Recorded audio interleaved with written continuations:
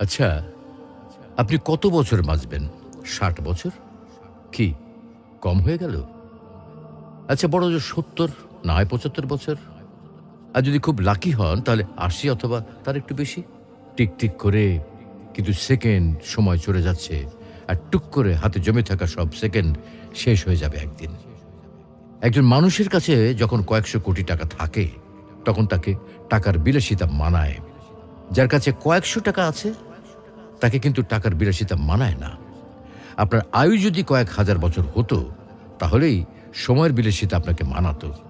এত অল্প আয়ুতে মন খারাপ, কষ্ট, পচা ব্যাপার-স্যাপারগুলোতে সময় নষ্টের সুযোগ কই? তার চেয়ে বরং ফ্যামিলিকে সময় দিন, ভালো বই পড়ুন, টুক করে বেরিয়ে আসুন চমৎকার কোনো জায়গা থেকে।